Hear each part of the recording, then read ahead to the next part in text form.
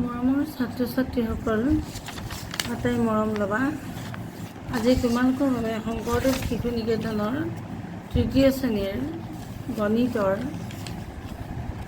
৩খ অনুশীলনীটোৰ কেইটামান থাকি যোৱা অংক কৰিবলৈ লৈছোঁ। এয়া চোৱা, তোমালোকে ইয়াৰ আগৰ ভিডিঅ'টোত 1ৰ পৰা 3 নম্বৰলৈকে অংকখিনি চালা। অনুশীলনীটো মই কৈছোঁ 3খ বিষয় গণিত শ্ৰেণী তৃতীয়। এতিয়া আজি আমি চাম 4, 5, 6, 7, 8, 9, 10 এইকেইটা প্ৰশ্ননো কেনেকৈ আমি সমাধান কৰিম চাবা। প্ৰথম প্ৰশ্নটো দিছে 4 নম্বৰটো যে 138ৰ লগত কি যোগ কৰিলে 300 পোৱা যাব। 138ৰ লগত কি যোগ কৰিলে 300 পোৱা যাব। এতিয়া এই অংকটো তোমালোকে ওলোটাকৈ ভাবিব লাগিব। আমি কি কৰিম, প্ৰথমতে 300টো পাতিম, কাৰণ 300টো ডাঙৰ সংখ্যা নহয় জানো। তাৰপিছত আমি ইয়াৰ পৰা 138টো আমি বিয়োগ কৰিম।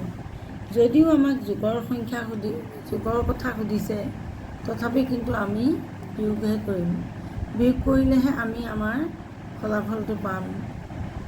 এতিয়া চোৱা, এনেদৰে আমি আগত 300টো পাতিলোঁ, কাৰণ 300টো ডাঙৰ, 138টো সৰু। আমাক সুধিছে 138ৰ লগত কি যোগ কৰিলে 300 পোৱা যাব। আমি ওলোটা কৰিম, আমি বিয়োগ কৰিম। বিয়োগ কৰিলে এতিয়া 0ৰ পৰা 8 নাযায়, গতিকে আমি কি কৰিম, ইয়াতো নাই, 0ই আছে, গতিকে আমি এই 3টোৰ পৰা 1 ধাৰ ল'ম, ইয়াত 2 হ'ব, ইয়াত হ'ব 10। আকৌ ইয়াৰ পৰা 1 ধাৰ ল'ম, ইয়াত থাকিব 9, ইয়াত হ'ব 10। এতিয়া 10ৰ 8 গ'ল, থাকিল 2। 8ৰ 8 গ'ল থাকিল নে 9ৰ 8 গ'ল থাকিলে, 10ৰ 8 গ'ল থাকিল 2। তাৰপিছত আমি 9ৰ 3 গ'ল, 3 গ'ল থাকিল 0, 4 3 গ'ল থাকিল 1, 5ৰ 3 গ'ল থাকিল 2, 6ৰ 3 গ'ল থাকিল 3, 7ৰ 3 গ'ল থাকিল 4, 8ৰ 3 গ'ল থাকিল 5, 9ৰ 3 গ'ল থাকিল 6। আৰু ইয়াত থাকি গৈছিল 2, 2ৰ 1 গ'ল থাকিল 1। এতিয়া আমাৰ অংকটো হৈছে নে নাই, আমি সেই কথাটো পৰীক্ষা কৰিম। চোৱা, এতিয়া উত্তৰ হ'ব 162। এতিয়া আমি আমাৰ অংকটো হৈছে নে নাই কেনেকৈ চাম। ইয়াত চোৱা, 138ৰ লগত কিমান যোগ কৰিলে 300 হ'ব, নহয় জানো। প্ৰশ্নটো আমাক সোধা হৈছিল, গতিকে 138ৰ লগত আমি 162টো যোগ দি দিছোঁ। আমাৰ যদি 300 ওলায়, তেনেহ'লে আমাৰ অংকটো শুদ্ধ বুলি আমি নিশ্চিত হ'ব পাৰিম। 8 2 10ৰ 0, কলিবৰ 1, 3 1 4, 4 6 10ৰ 0, কলিবৰ 1। এতিয়া 1 1 1 2, 2 1 3, উত্তৰ 300টো ওলালে। এই দুটা যোগ কৰিলে 300 ওলালে, গতিকে আমাৰ অংকটো শুদ্ধ হৈছে। ইয়াৰ পিছত 400ৰ পৰা কি বিয়োগ কৰিলে 150 পোৱা যাব। 400ৰ পৰা কি বিয়োগ কৰিলে 150 পোৱা যাব। আমি এইটো অংক এনেদৰেই কৰিম, 400টোৰ ওপৰত পাতিম, তাৰ তলত আমি 150টো বিয়োগ কৰি দিছোঁ। চোৱা, 0 0 0, এইটোৰ পৰা 5 নাযায়, গতিকে আমি ইয়াৰ পৰা 1 ধাৰ কৰিলোঁ, ইয়াত কিমান হ'ল 10 হ'ল, 10ৰ 5 গ'ল থাকিল 5, আৰু ইয়াত কিমান থাকিল 3, 3 1 গ'ল থাকিল 2। এতিয়া তোমালোকে উত্তৰটো হৈছেনে নাই কেনেদৰে চাবা। চোৱা, উত্তৰটো হ'ল 250। এইটো কেনেকৈ চাবা, এই দুটা তোমালোকে যোগ কৰি দিলে যদি ওপৰৰ 400টো ওলায়, তেনেহ'লে হৈছে বুলি ধৰিব পাৰিবা। 0 0, পাছে পাছে 10ৰ 0, উকলিবৰ 1, তাৰপিছত 2 1 3, 3 1 4। এইটো তাৰমানে উত্তৰটো আমাৰ শুদ্ধ হৈছে। তাৰপিছৰ অংকটো চোৱা, আমাৰ 1000ৰ পৰা কি বিয়োগ কৰিলে 909 পোৱা যাব। আমাক ডাঙৰ সংখ্যাটো হৈছে 1000, 1 2 3টা হয়নে? 1 10 100 1000 1000 তাৰ পৰা কি বিয়োগ কৰিলে 909 পাব? এতিয়া আমি 909কে বিয়োগ কৰি দিব লাগিব, 909কে বিয়োগ কৰি দিব লাগিব, তেতিয়া আমাৰ সেই সংখ্যাটো ওলাই যাব। এতিয়া 1000ৰ পৰা 909 বিয়োগ কৰিলে 0ৰ পৰা 9 নাযায়, গতিকে আমি কি কৰিম? ইয়াতো 0 ইয়াতো 0, গতিকে এই একটো আমি ইয়ালৈ 10 হৈ গ'ল, ইয়াত 10 হ'ল, ইয়াত একেটো কটা যাব, ইয়াত 0 হৈ যাব। তাৰপিছত 10 নে 10ৰ পৰা আকৌ আমি কি কৰিম? ইয়ালৈ 1 ধাৰ কৰিম, ইয়াত 10 হ'ব, ইয়াত হ'ব 9। আকৌ এই 10টোৰ পৰা 1 ইয়ালৈ ধাৰ কৰিম, 10 হ'ল, ইয়াত হ'ল 9 হয়নে? এতিয়া 10ৰ 9 গ'ল, থাকিল 1, 9ৰ 0 9, তাৰপিছত এইটোতো 9 9 গ'ল, থাকিল 0, ইয়াত একোৱেই নাই, গতিকে 91 উত্তৰ হ'ব আমাৰ 91। এতিয়া আমাৰ উত্তৰটো হৈছেনে নাই আমি চাম, চোৱা। 9 1 10 0 উপলিভৰ 1, 9 1 10 0 উপলিভৰ 1, 9 1 10 0 উপলিভৰ 1, 9 1 10 এয়া হৈ গ'ল। তাৰমানে 91 হ'ল উত্তৰ আমাৰ। আমি 909ৰ লগত নহয় 1000ৰ পৰা 91 বিয়োগ কৰিলে আমাৰ কি হ'ব? উত্তৰ হ'ব 909। এতিয়া তাৰ পিছৰটো চাওক, 7 নম্বৰ অংকটোলৈ আহা। 7 নম্বৰ অংকটো দিছে দুটা সংখ্যাৰ যোগফল 1133। অংক দুটাৰ যোগফল কিমান? 1133। তাৰে এটা 870, 8 8 0। তো ইটো কি কিমান? আমি ইটো উলিয়াবলৈ হ'লে এই দুটা বিয়োগ কৰিব লাগিব। 3ৰ 0 গ'ল, থাকিল 3, ইয়াতে থাকিলে 3, 3 7ৰ পৰা নাযায়, গতিকে আমি 1 এটা ধাৰ ল'লোঁ, ইয়াত কিমান হ'ল? 13 13 হৈ গ'ল। 7ৰ 7 গ'ল, থাকিল 9, 8ৰ 7 গ'ল, থাকিল 1, 9ৰ 7 গ'ল, থাকিল 2, 10ৰ 7 গ'ল, থাকিল 3, 11ৰ 7 গ'ল, থাকিল 4, 12ৰ 7 গ'ল, থাকিল 5, 13ৰ 7 গ'ল, থাকিল 6।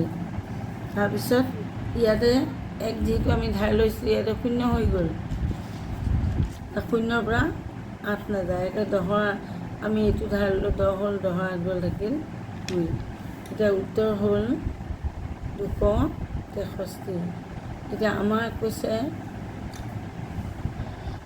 এতিয়া আমি শুদ্ধ হৈছে নাই কেনেকৈ চাওঁ? 870 এইটোৰ লগত তুমি যোগ দি দিয়া 263, 3 7 6 13 3 উপৰিবৰ 1, 8 2 10 11 হৈছে উত্তৰটো। তাৰমানে আমাৰ উত্তৰ হৈছে। ইয়াৰ পিছৰ অংকটো চোৱা। এখন চকী আৰু এখন মেজৰ দাম 1200 টকা। চকী যোগ মেজ সমান 1200 টকা।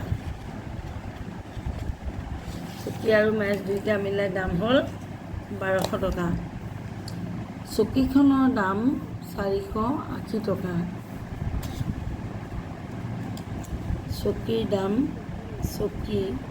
চকীখনৰ দাম কিমান? 480 টকা। 480 টকা। গতিকে মেজখনৰ দাম কিমান? 0 0 0। 0ৰ পৰা 8 নাযায়, গতিকে ইয়াৰ পৰা আমি 1 ধাৰ ল'লোঁ, ইয়াত 10 হ'ল, 10ৰ 8 গ'ল, থাকিল 2, ইয়াত থাকিব 1, 1ৰ পৰা 4 নাযায়, আমি ইয়াৰ পৰা 1 ধাৰ লৈ 11 হৈ গ'ল, 11ৰ 4 গ'ল, থাকিল 7। এতিয়া উত্তৰ হ'ব 720 টকা। এতিয়া 720 টকাটো শুদ্ধ হয় নহয়, আমি কেনেকৈ ওলাব? 0 0 0, 8 2 10, 10ৰ 0 উপলিভৰ 1, 7 1 8, 8 4 12, 2 উপলিভৰ 1, এয়া 1টো এয়া। তাৰমানে আমাৰ উত্তৰটো শুদ্ধ হৈছে। ইয়াৰ পিছত দুটা সংখ্যাৰ বিয়োগফল ৭৫। দুটা সংখ্যাৰ বিয়োগফল, দুটা সংখ্যা এটাৰ পৰা আনটো বিয়োগ কৰিলে কিমান পালোঁ আমি? ৭৫। তাৰে ডাঙৰ সংখ্যাটো ২০০। এতিয়া আমি ২০০টোৰ পৰা ৭৫টো বিয়োগ কৰি দিলে আমাৰ ইটো সংখ্যা ওলাই যাব। তেনেকৈ ওলাব চোৱা। ০ৰ পৰা ৫ নাযায়, গতিকে আমি কি কৰিম? ০ৰ পৰা ৫ যিহেতু নাযায়, আমি ইয়াৰ পৰা ধাৰলে ইয়াতো ০, গতিকে আমি ইয়াৰ পৰা ইয়ালৈ আনিলোঁ ১০ হ'ল। আকৌ এই ১০ৰ পৰা ইয়ালৈ ১ আনিলোঁ, ইয়াত ১০ হ'ল, ইয়াত কিমান হৈ যাব? ৯, আৰু ইয়াত হ'ব ১। এতিয়া ১০ৰ ৫ গ'ল, থাকিল ৫, ৯ৰ ৭ গ'ল, থাকিল ২, আৰু ১টো একেই, তাৰমানে উত্তৰ হ'ব ১২৫। উত্তৰ ১২৫। এতিয়া ১২৫টো হয়নে নহয় কেনেকৈ জানিম? এই ৭৫টোৰ লগত তলৰ সংখ্যাটোৰ লগত যোগ কৰি দিলে যদি ২০০ ওলাই উত্তৰ, তেতিয়াহ'লে আমাৰ অংকটো শুদ্ধ হৈছে। ৫ ৫ ১০, ০ উকলিবৰ ১, ৭ ২ ৯, ৯ ১ ১০, ১০ ০ উকলিবৰ ১, ১ ১ ২ হৈছে। তাৰপিছৰ অংকটো আহিলে তিনিটা অংকৰে লিখিব পৰা আটাইতকৈ সৰু সংখ্যাটো, তিনিটা অংক লিখিব পৰা আটাইতকৈ সৰু সংখ্যাটোৰ লগত কিমান যোগ কৰিলে তিনিটা অংকৰে লিখিব পৰা ডাঙৰ সংখ্যাটো পৰা যাব? ডাঙৰ সংখ্যাটো কি? তিনিটা অংকৰে লিখিব পৰা ৯৯৯, সেইটো হ'ল ডাঙৰ সংখ্যা, আৰু সৰু সংখ্যাটো হ'ল ১০০। গতিকে আমি এইটো এতিয়া চোৱা, ৯ ৯ ৯ ৯ গ'ল, থাকিল ৮। এতিয়া ১০০ৰ লগত আমি আমাৰ অংকটো দিছে তিনিটা অংকই লিখিব পৰা আটাইতকৈ সৰু সংখ্যাটোৰ লগত আৰু কিমান যোগ কৰিলে, তাৰমানে ১০০ৰ লগত আমি এইটো যোগ কৰিলে এই ৯৯৯টো পাম। ৯০৯ ৯০৯, ৮ ১ ৯, এতিয়া উত্তৰ হ'ব ৮৯৯।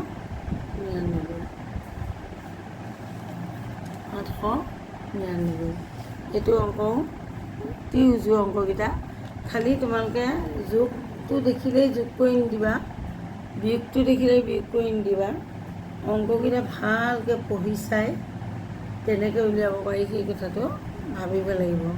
ভিডিঅ'টো এবাৰ নহয়, দুবাৰ তিনিবাৰ চাবা, তেতিয়াহে তোমালোকে বুজি পাবা। কাৰণ তোমালোক হৈছে সৰু ল'ৰা ছোৱালী, ডাঙৰ মানুহৰ তোমালোকৰ ইমান সহজে তোমালোকে বুজি নাপাবও পাৰা, সেইটো ডাঙৰ কথা নহয়। কিন্তু শুদ্ধকৈ জানিবলৈ চেষ্টা কৰাটো তোমালোকৰ ভাল।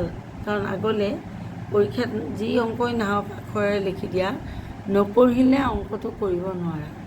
সেইকাৰণে অংকটো ভালদৰে দুবাৰ তিনিবাৰ নুবুজিলে ঘূৰাই ঘূৰাই পঢ়িবা, তেতিয়া অংকটোৰ উত্তৰটো উলিয়াবলৈ তোমালোকৰ সহজ হ'ব।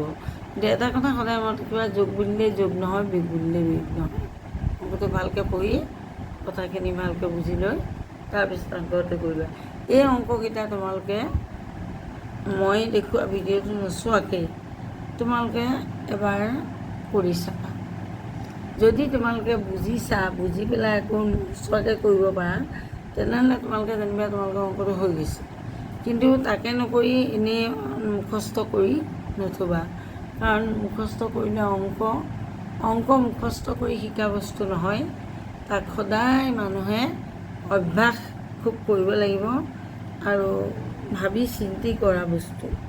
গতিকে এই কথাটো মনত ৰাখিবা, আৰু তোমালোকে তেনেদৰে আগবাঢ়িলে নিশ্চয় তোমালোকে ভালকৈ কৰিব পাৰিবা। আজিলৈ এৰিছোঁ, আটাইলৈকে পুনৰ প্ৰীতি আৰু সম্ভাষণ জনালোঁ। পুনৰ আকৌ লগ পোৱাৰ প্ৰতিশ্ৰুতি দিলোঁ। ধন্যবাদ।